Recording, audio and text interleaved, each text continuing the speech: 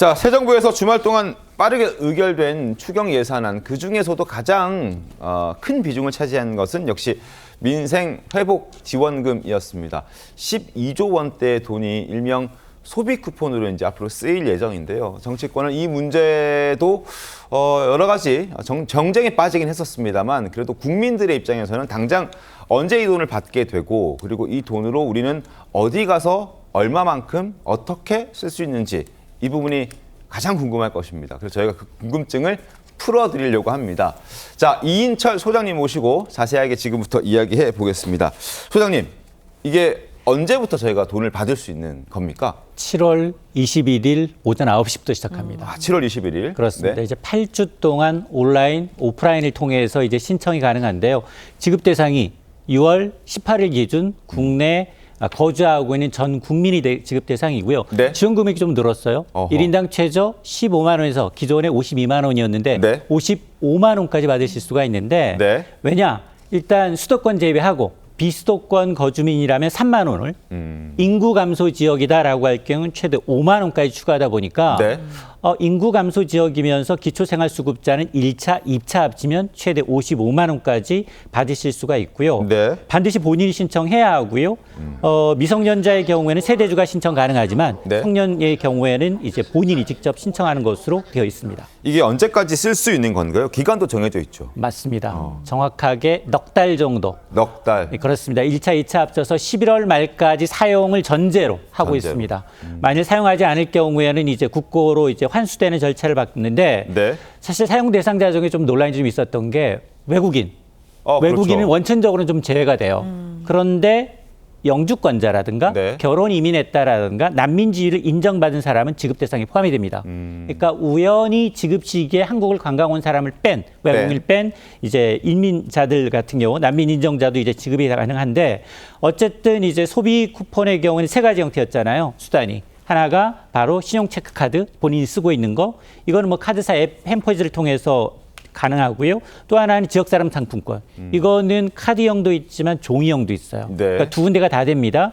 지자체 누리집 앱을 통해서도 가능하지만 주민센터 통해서도 신청이 가능하고 선불카드는 관할 읍면동 주민센터에서 신청하면 바로 다음 날부터 지급이 됩니다. 그렇군요.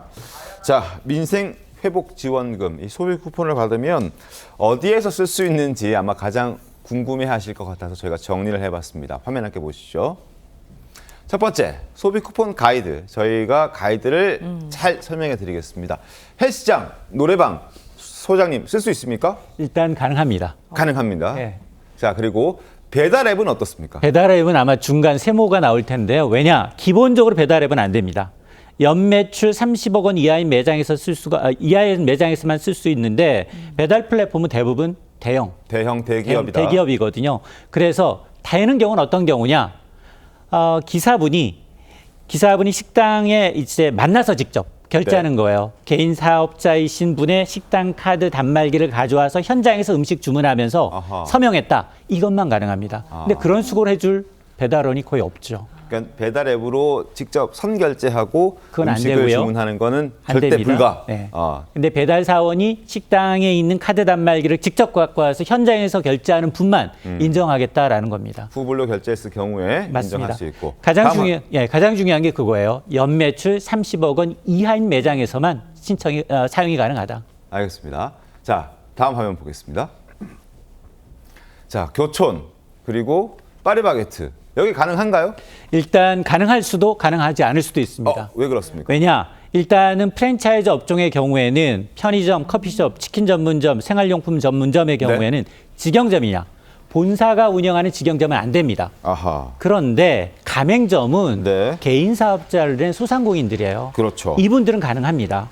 그래서 이게 그러면 어떻게 아느냐. 소비자가 이제 가맹점인지 직영점인지 분간이 안 되잖아요. 어떻게 구분해요? 맞습니다. 그래서 정부는 소비 쿠폰 사용 가능 매장에는 별도의 안내 스티커를 부착할 예정입니다. 아하. 그 스티커를 보고 여기가 직영점인지 맞습니다. 아니면은 소상공인이 하는 가맹점인지 확인이 가능하고 직영점에서는 사용 불가. 맞습니다. 예를 들어서 뭐 파리바게트도 직영점도 있고 가맹점도 있거든요. 네.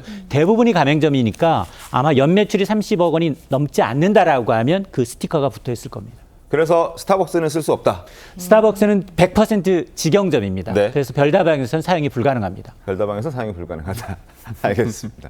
자, 헷갈릴 수 있는데 스티커를 보고 판단을 하시고 직영점은 불가, 스타벅스는 올 직영점이기 때문에 불가, 가맹점은 가능하다라는 부분 꼭 참고하시길 바라겠습니다. 다음 화면 보겠습니다. 자, 쿠팡이나 11번가 저기는 이제 사용이 불가능한데 왜 그런 건가요? 맞습니다.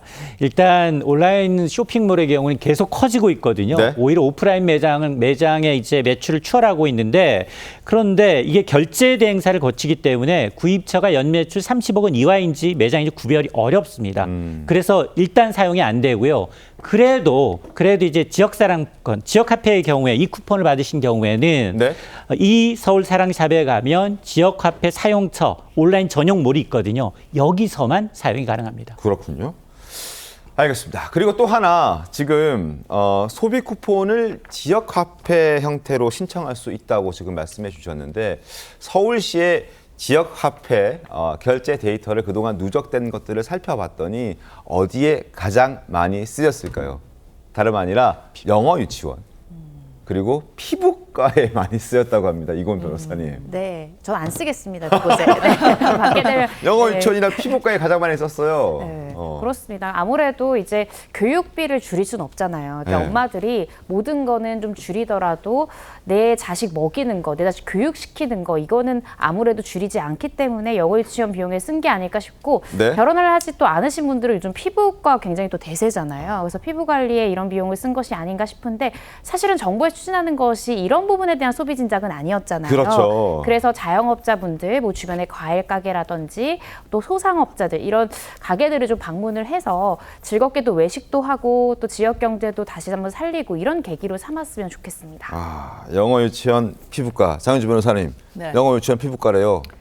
그래서 저도 뭐 피부과에서는 사용하지 않기로 약속을 할 것 같은데. 두 분 약속하신 겁니다. 그런데 사실 좀 이런 부분은 예민한 문제인 것 같아요. 사실 네. 이번에 나오는 이 소비 쿠폰 같은 경우에는 민생 회복 지원을 위한 것이고 내수 진작을 위한 것이기 때문에 과연 이번에 지급되는 소비 쿠폰이 이 내수 진작의 마중물 역할을 하는 곳에 쓰이느냐 안 쓰이느냐 이 부분에 대해서 또 평가하기 나름의 부분들도 있을 것 같거든요. 네. 어느 사용처에서 더 많이 쓰여야만 내수 진작의 효과가 있다. 이 부분에 대해서는 또 서로 견해가 또 다를 수 있고 평가가 다를 수 있는 부분들이 있기 때문에 조금은 어려운 문제일 수 있겠지만요. 그래도 적어도 이번에 지급되는 소비 쿠폰이 민생 진작과 그리고 민생 회복을 위한 마중물이 되지 않을까라는 기대감도 저는 있을 거라고 생각합니다. 그러니까 영어 유치원이나 피부과도 민생 생활에 도움이 되는 포인트가 될 수도 있겠지만 그래도 이게 약간 이인철 소장님 제도의 허점이라고 볼 수도 있는 건가요? 이게? 맞습니다. 왜냐하면 이제 사용 기한이 11월 말까지 넉 달이에요. 넉 달이다 보니까 넉 달간 본인이 신청하고 수급해서 사용까지 맞춰야 돼요. 네.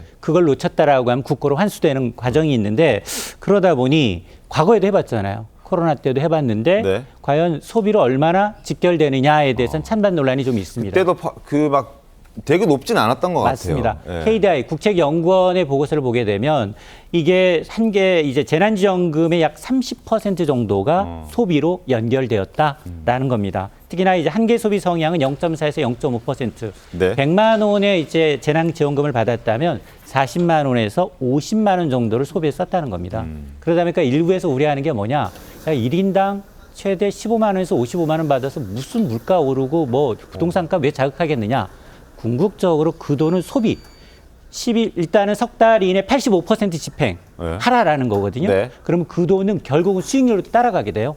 개개인이 집을 사는 게 문제가 아니라 그 돈이 어느 소상공인, 어느 자영업자들한테 어느 병원으로 몰릴 거 아니겠습니까? 네. 그게 다시 물가를 자극하고 그게 오히려 이제 이런 이제 이 재정 부담을 더 키울 수가 있기 때문에 물론 뭐 정부는 이번 추경으로 인한 효과 성장률 0.1에서 0.2%포인트 견인하는 효과가 있다라고 얘기하고 있는데 상대적으로 한은이 추산할 때 이게 11월까지 돈을 쓰게 되면 1, 2차 추경했잖아요. 네. 그 물가 상승률 내년도 0.1% 정도 견인하는 효과가 있다. 작용이 있으면 부작용도 있다는 겁니다.